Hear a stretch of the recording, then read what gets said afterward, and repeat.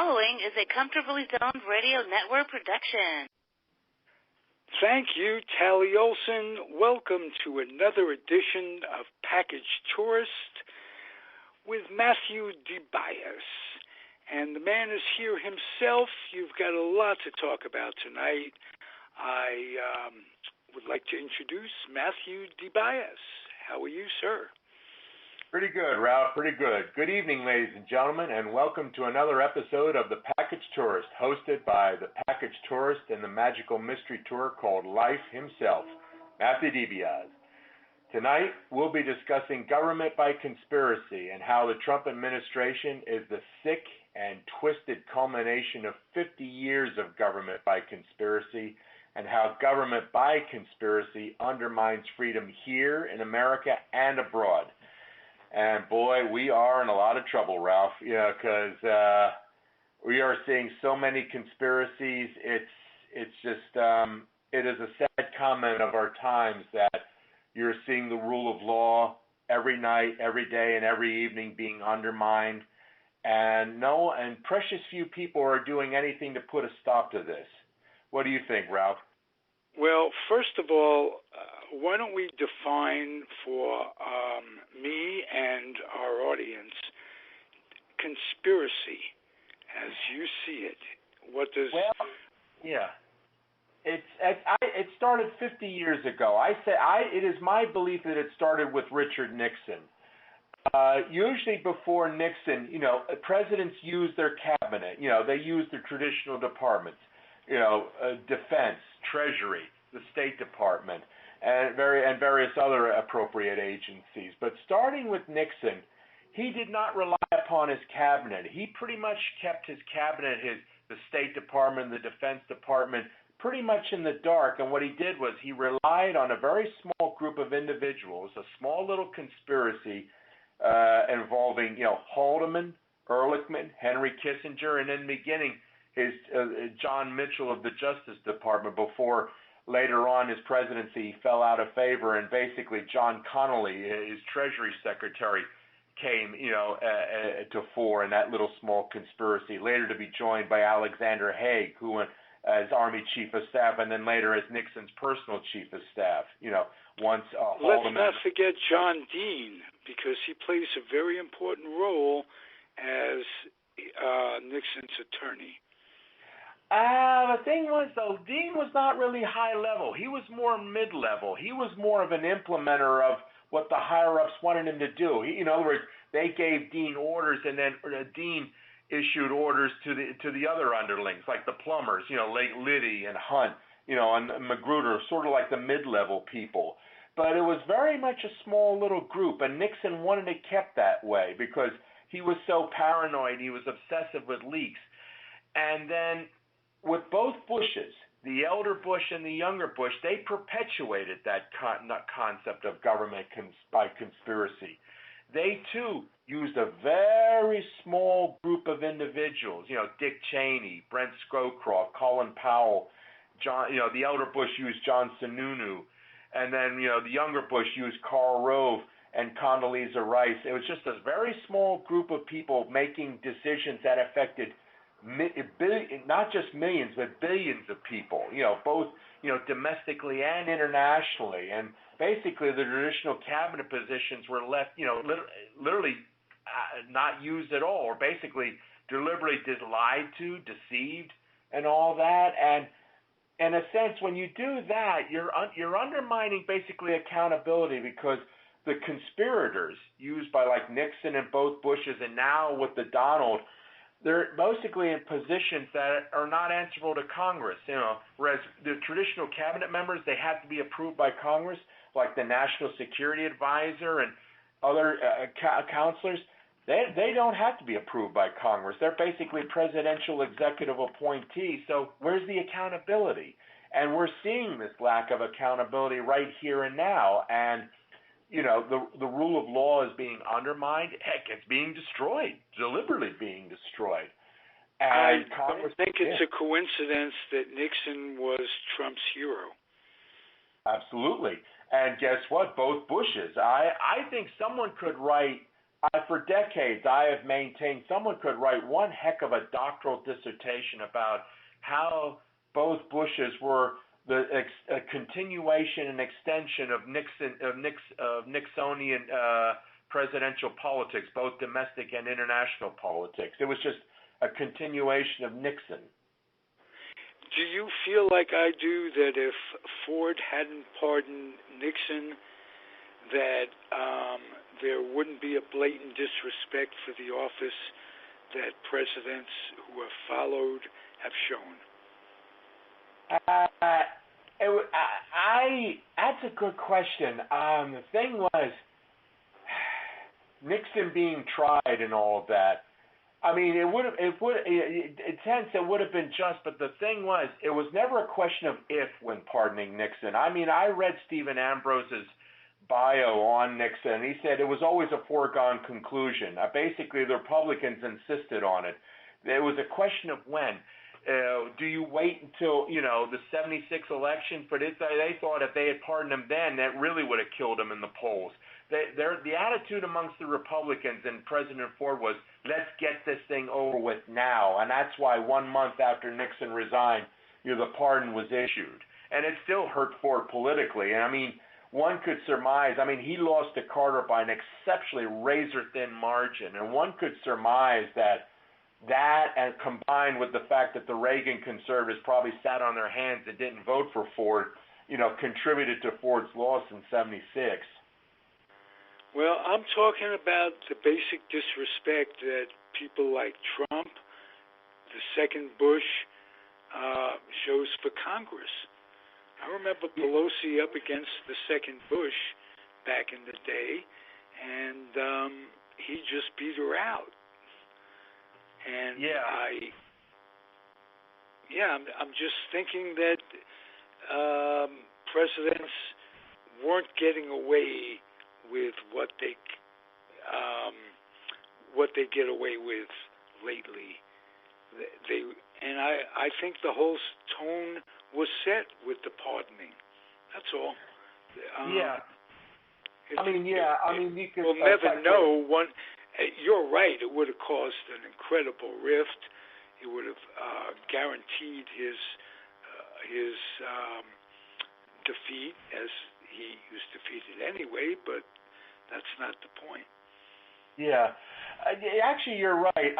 Because it wasn't just Nixon's pardoning of Ford's pardoning of Nixon. Look at the elder Bush. As soon as he became president, he began pardoning all the principal operatives of the Iran-Contra affair, basically denigrating the special prosecutor's efforts over the years because he got all those convictions, and basically the elder Bush whitewashed every single person, all the CIA, especially the CIA people who were involved in Iran-Contra. It was just basically a cover-up, of all those prosecutions, and then you got the younger Bush deliberately using the Patriot Act to misuse intelligence assets to spy not only his personal enemies but also his political enemies as well. He was using the National Security Agency to tap into the phones of his political enemies, which is a blatant violation of the National Security Agency's charter. All this gives Trump a perfect alibi. Yeah. And the public is going to buy. Everybody else does it. It's like if everybody else jumped off the bridge, your mother used to tell you, would you do it as well? And that's a great cover-up, and it only goes to help Trump's effort if he can say, everybody's corrupt. I'm corrupt, but so is everybody else. And the blatant charges against Biden's kid, which have never been proven to be correct, is just smoke. That's what he's doing. He's throwing that up there. And, Yeah. But what gets me is it's not so much Trump himself as saying, I am corrupt. Basically what he's saying is, I am the law. Not that I'm here to uphold the law, but in other words, the law is whatever I say it is at a given moment of time, which is, of course, the ultimate expression of total amorality. It was, it's like we Hitler, don't need King George the Fourth or King Donald I. Yes. Yeah. So now, what's going to stop him? Up to the moment, he is stopping testimony for all concerned, and is his withholding evidence and what have you, will that be added on to reasons to impeach him? Is the cover-up impeachable offenses themselves?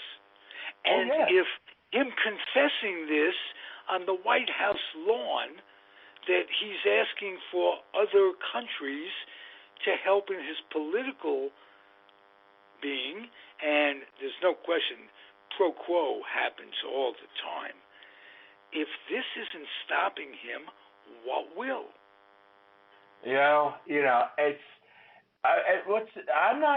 I'll put it this way: the fact that he is deliberately defying congressional subpoenas,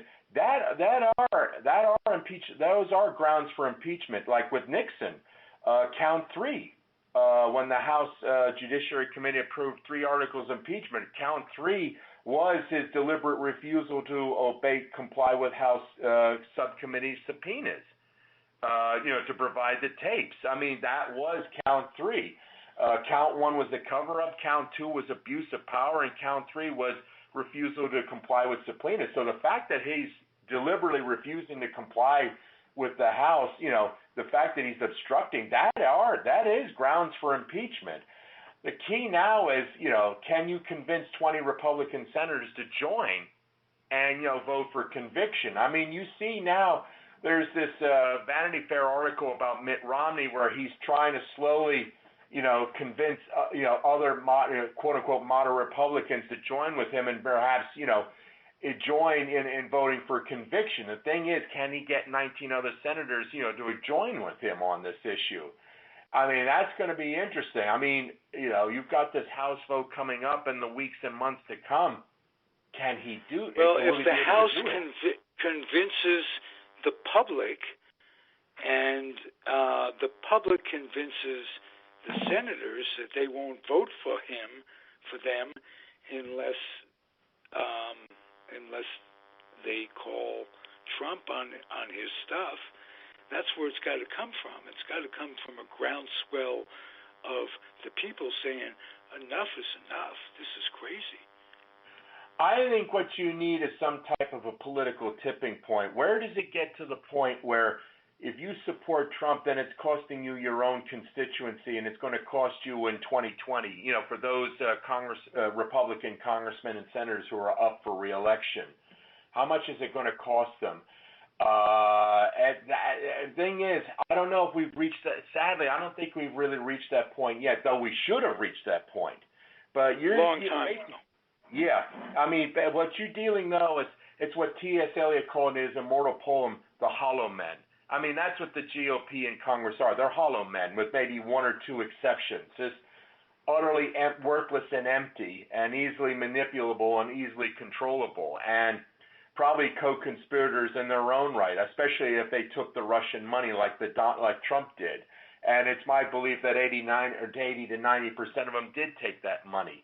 So basically, they too are part of that conspiracy. So, in a sense, if they vote to convict him, they're basically telling on themselves. And I don't see Trump, if they were part of it, and I believe they are, I don't see him going quietly. I think he would name names and drag them all down into the abyss with him. And it's going to be ugly no matter what. It's not like 1974 where it was very much a clear case and they were going to vote to convict Nixon, if it had gone to the Senate trial and all that. But it took some senators like Barry Goldwater to convince him that he was up against it. I still think he'd be still fighting it if Goldwater hadn't come to him. Oh, I know. I mean, basically, once the tapes were released, once that smoking gun tape was released, in July of '74. It was game, set, and match. I mean, even So one of the Democrats was at Eastland of Mississippi told Nixon. He said, Mr. President, you only got 7 hard votes in the Senate. To acquit you. And even Goldwater told Nixon to his face, I will vote to convict you on count 2, abuse of power. I mean, and Barry was Mr. Conservative himself. I mean, right now, I don't, go ahead. I mean, just, you don't see that courage now. No, you don't. And it surprises me that Romney is the man of the hour taking the lead towards morality. He's overachieved as far as I'm concerned as a human being. Yeah, but there's not so much altruism as a bit of opportunism, because if Romney can get Trump out and maybe preferably Pence too, I mean, because I think Pence is part of this conspiracy as well. I think he was a player as well. If you could get those two out, then you've got a gigantic power vacuum. You've got Nancy Pelosi being elevated from speaker to president, and all of a sudden, the entire GOP presidential race is up for grabs. You've got no incumbent. So basically, you've got Mitt Romney, perhaps Ted Cruz, and maybe a bunch of others hitting the ground running and trying to fill that void for the nomination. So I wouldn't say altruism on the bit of Mitt Romney. I think there's also a bit of ruthless opportunism as well, because as long as the Trump family has a stranglehold on the GOP, that means no one else will be allowed to run for president. As long as you have your last name doesn't end in Trump, you'll never be allowed to have the Republican nomination. It will always be kept, quote unquote, in the Trump family. Basically, like the DuVailles of Haiti, the Somozas of Nicaragua, the Kims of North Korea, literally, mm-hmm.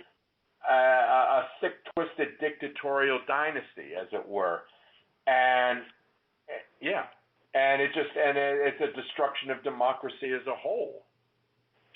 Here's something you and I talked about months ago. What's the possibility of him not, if he loses a close election, not giving it up? Precisely. That's what bothers me. I mean, if God be with us, if the Democrats win, it has to be something so substantial that you could not overturn it in the courts. I mean, if it's a super close election where it all hinges on the outcome of one state, like the year 2000 or 2004, where in 2000 Florida was the key, and then in 2004, with the Chads. Right, and then in 2004, whoever took Ohio would win the presidency, and both times it went to George W. Here's what I think. If it came down to one state, even if Trump lost that state, guess what would happen? He would sue in court, go all the way to the Supreme Court, and the Supreme Court with 5 conservative justices would overturn the electoral results and give the electoral votes to Trump, and he would win, by court decision and maintain his dictatorship. And then we're all in a lot of trouble. Seriously. Yes. That's serious trouble at that point. Serious trouble. Because he's talking about setting us back ecologically, if nothing else. If the serious problem isn't ecology, then people have their eyes closed. Because there's only one planet to live on. And we could disagree as a nation about all kinds of things, who to bomb, who not to bomb, this, that, or the other. I don't think there's any disagreement that we only have one planet. And to make this ecology a political issue should be impeachable in itself. I mean, if you think about it, what he's doing to reverse with clean air and clean water and what have you, you can make a case for that. At least morally, you could. So that should transcend to the voting booth. I mean, months ago, when Trump declared that bogus national emergency just to justify, getting money for his border wall, I remember watching on MSNBC one veteran Democratic pundit say, actually, if you wanted to declare a national emergency, what you actually should do, and I hope he said, and the next Democratic president does it, is actually declare a national emergency about climate change, because he said that is a real legitimate national emergency, and then use the powers of the presidency to do whatever it must be done to, save the environment, save the planet, save water, and crops and everything. I mean, he said that is, and he's right, that is a more legitimate national emergency. It's not just a national emergency, it's a global emergency. Seriously. And he also could set the tone for morality by not threatening to shoot people who are trying to come into this country to get asylum or for whatever reason, shoot them in the legs, put alligators in a boat. What are we talking here? Well, he wants a massacre. I think deep down inside he wants some type of a massacre. That's why did he want to put troops on the border, U.S. Army troops on the border, which is a violation of law. It has to be Border Patrol. It can't be U.S. troops, yet he's got troops there. I think he wants some type of a massacre, kind of like a Babi Yar type situation where in World War I, that 50,000 Ukrainian Jews were rounded up after the fall of Kiev, taken to a ravine in Babi Yar, and over a 3-day period were brutally machine gunned by Einsatzgruppen and the Wehrmacht there in retaliation for 1,000 German soldiers being killed by partisans in the Ukraine.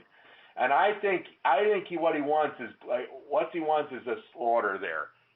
That's why he's keeping those women and children penned up indefinitely. I mean, I find that so suspicious. After 2 years of his administration, not once has he sat down and articulated a policy. Okay, we've got these people penned up. What is the end game with these people? Do we deport them? Will they be tried? I mean, do they?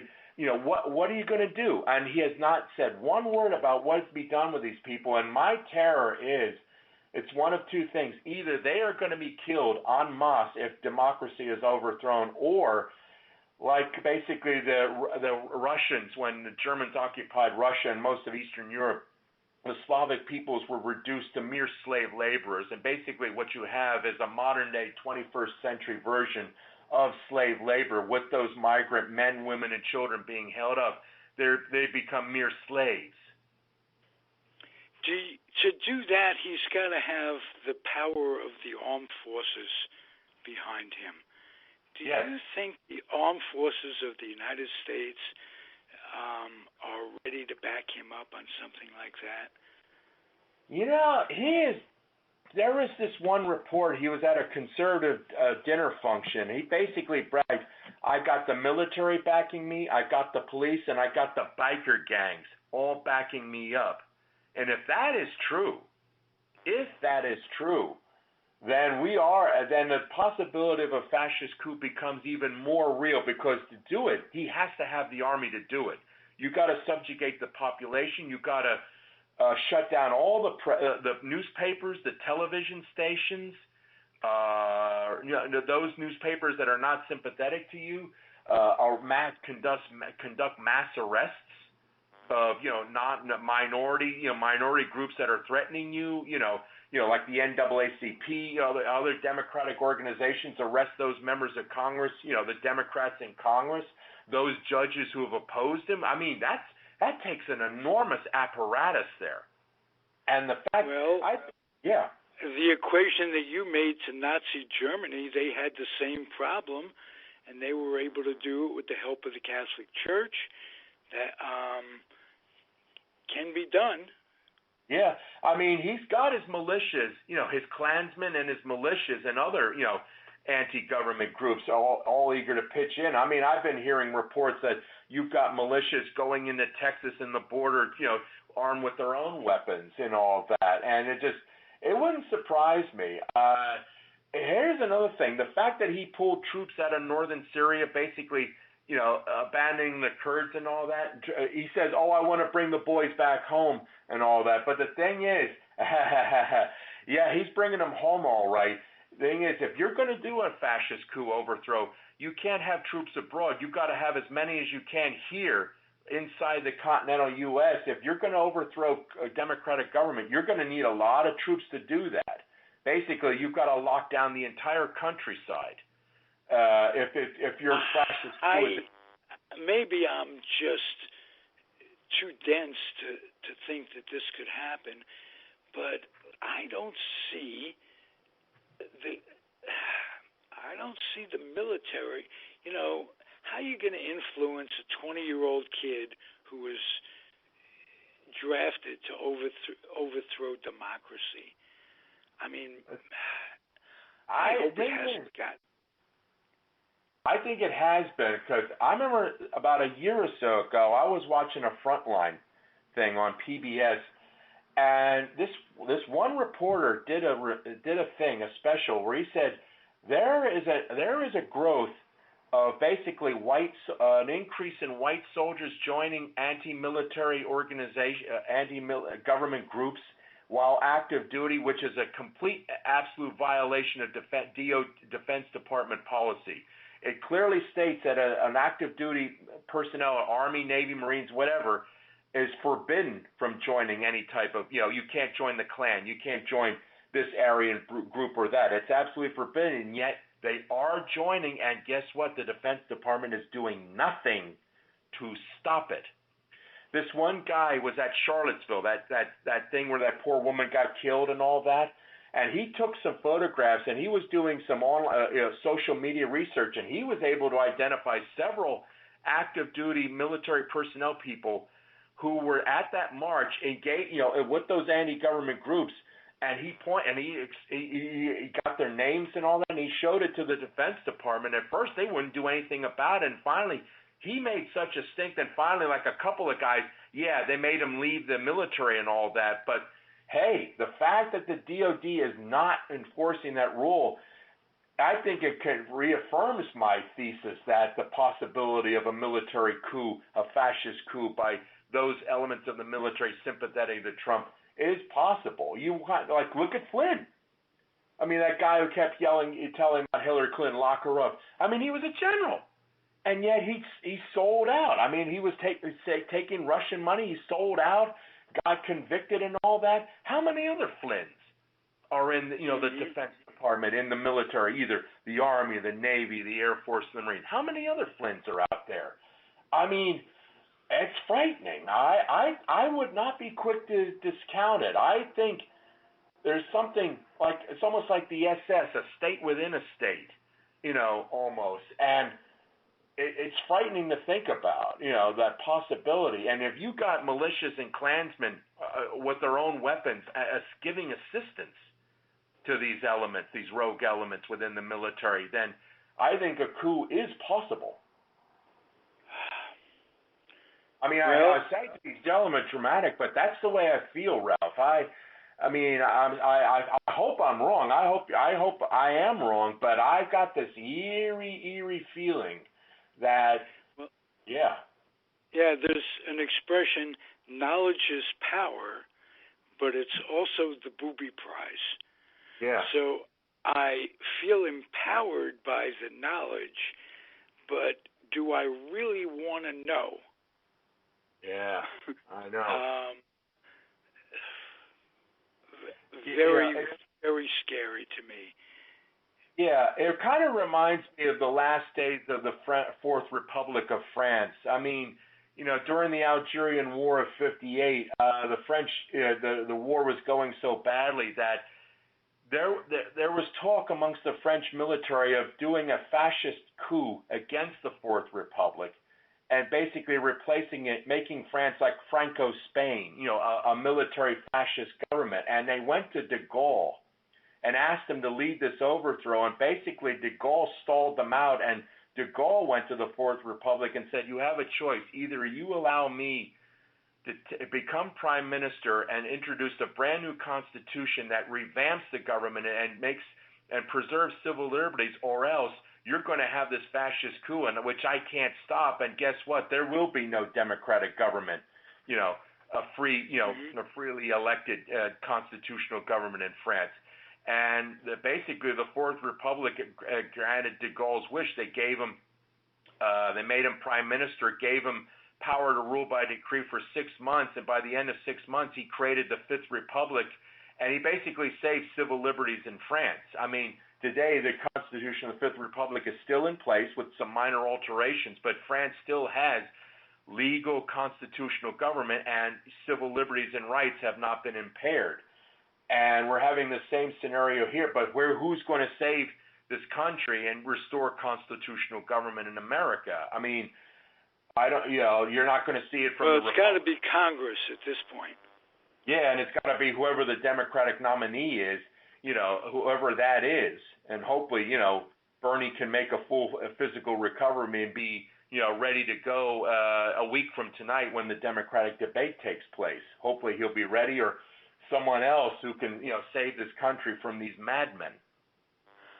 At this point, because true or false about the accusations about Biden's kid, he was making $50,000 a month from these people. So there's got to be something that put his worth up there to them. And you could always say guilt by association. I don't think he's electable. I know. Because of that. I was watching someone on NBC said, even if the accusations are absolutely false, it really doesn't matter because Biden is still being wounded. It's like death by 1,000 tiny little cuts. Perception is reality. Even if the accusations are false, people are getting this impression, and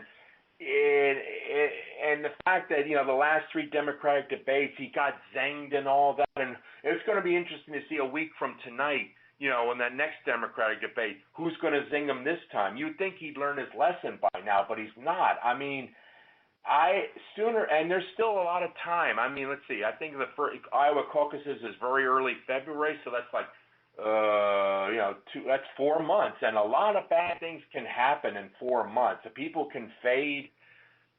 Who knows even if Elizabeth Warren can still maintain her momentum right now? Who knows? Maybe she and gets. Is Elizabeth Warren much better than the other corporate whores out there? I know, but I saw something that a lot of the Democrats on Wall Street are telling them. He said if she gets the nominee, we sit on our hands. We won't support whoever. If she's the nominee, we won't support her. And that's going to be fatal. I mean, you can't afford that, even though they are Wall Streeters. You need every single, liberal vote you can get, any type, because this is desperation now. I mean, we're staring Absolutely. at the abyss. Well, I'm hoping that because it's been about a week and a half since he stood in the White House with what I thought was the absolute smoking gun, where he said he's going to China for help to influence the election. Yeah. Now, that gun may still be smoking because slowly but surely I'm getting a new attitude on ever so slowly from the Republicans, led by Romney, but there are a few others jumping on. Here's another thing. All we know is about the Ukraine and China. How many other governments has he made overtures towards? I think I saw something with it the other night. I think even the Australians. He reached out to the Australians looking for dirt on, I think it was Biden. No, was it Mueller or was it Biden? It was dirt on somebody. How many other overtures has he made? I mean, night after night, we're getting new revelations from the Washington Post, the New York Times, and various other media outlets, showing these little tidbits here. It's like pebbles on a pile, Ralph, and hopefully soon we can get that tipping point where it just to support Trump in Congress is basically untenable, and it's a lot easier. Let's just get rid of the bastard, impeach him once and for all. It happened pretty instantaneously with Nixon when they found those tapes. Yeah. And hopefully we can. It's like a domino effect or avalanche effect. Right now, we've just seen the first pebbles being pushed down the hill, and all of a sudden, those pebbles are now hitting the bigger rocks, and some of the bigger rocks are beginning to loosen now, and hopefully, those rocks get bigger and bigger, and even the bigger boulders start falling down as well. That's the hope. And the thing is, just hopefully when they do this impeachment vote, they don't do it premature. In other words, when you shoot, make sure you shoot and you shoot to kill and you aim well, Right. And Democrats have not been good at that in the past. I know. I mean, you can't rush this thing. I mean, I remember it wasn't in All the President's Men, the book, Deep Throat told Woodward, he said, you've got to build slowly. You can't rush this. You've got to build it up brick by brick, piece by piece. And if you make one mistake, then it reinforces the myth of Nixon's invincibility. And that metaphor is applicable here. You've got to be careful.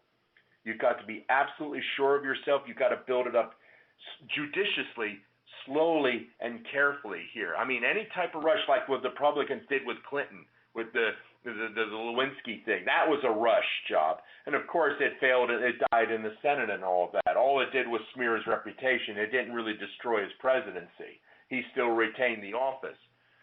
Actually, as far as he's concerned, it enhanced his reputation. Yeah, absolutely, positively, yeah. But the thing is, I don't really want him to be in a hurry to conduct a vote, because as long as you don't have those 20 Republicans in the Senate willing to join the Democrats, then it's a waste. It's a total waste.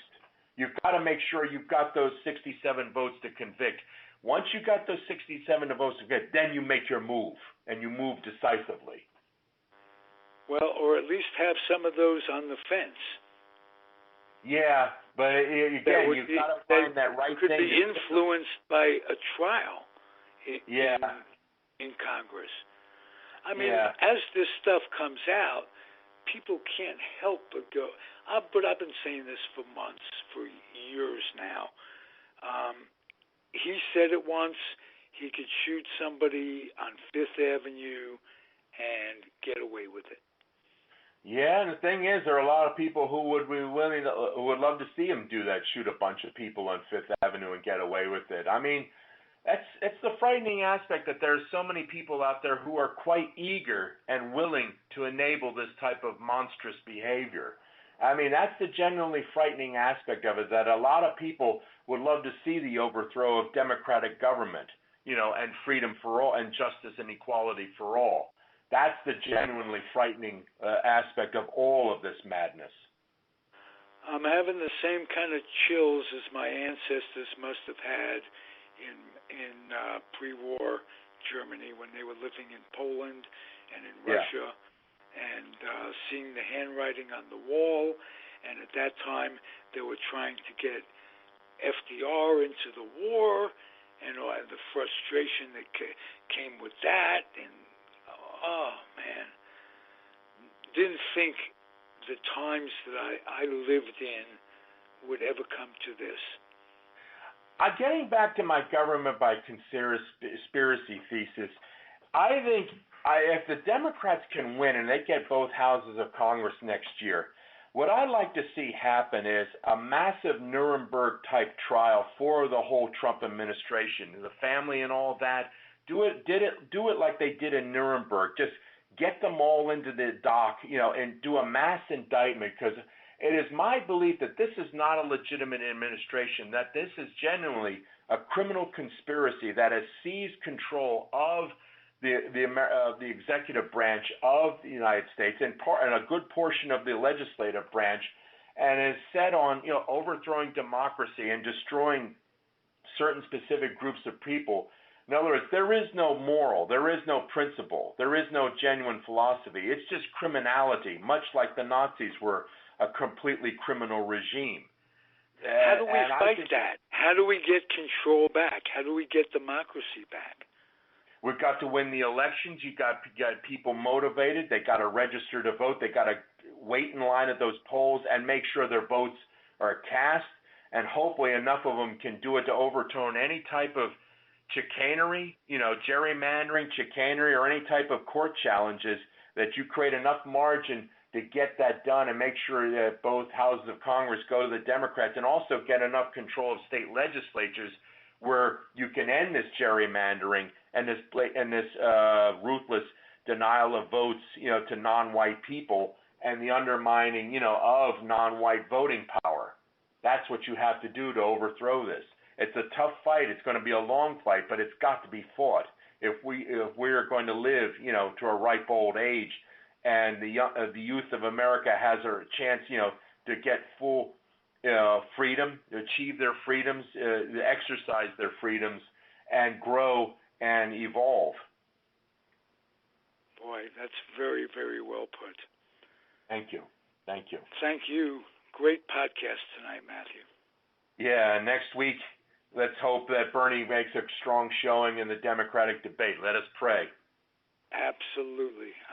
I'm not a prayer. If I got involved in the praying, he'd probably have another heart attack. That's how my word is worth for praying. I'm hoping he wins. I'm hoping he comes back strong. I'm hoping he has a good quality of life, whatever he decides. This running for president has got to be pressure-filled. So it's if he hard, can't man. do it, he's got to preserve his own well-being. It scares me if he can't, because he's far and away, as I see it, the best candidate the Democrats have. Yeah, and we just got some sad news today. I think one of his daughters-in-law just died today at the age of 46. Whoa. Yeah, Whoa. I think one of his daughters-in-law. Yeah. That's very sad. I didn't hear that. Yeah, I just saw it just before we went on. I saw it on Facebook. I think one of his daughters-in-law, just passed away. She was only 46. I don't know what the cause was. I didn't have time to look, but apparently he lost one of his in-laws. Sorry to hear that. Yeah. My condolences to the whole family. Me too. Okay, Matthew. We'll talk next week. Comfortably Zoned Network. You're terrific. Thank you for being with us, listening audience, and we'll be back at you, keeping the faith, baby. Take care. All right. You too, my friend. Thank you again for listening. Comfortably Zoned Radio Network. I'm Ralph Tyko. The host of the show is Matthew DiBiase. Adios. The proceeding has been a Comfortably Zoned Network production. You are advised to keep your dreams wet, your humor dry, your children and grandchildren out of military recruiting offices, and off the laps of clerics who wear dresses. Thank you for listening, everyone. Happy trails.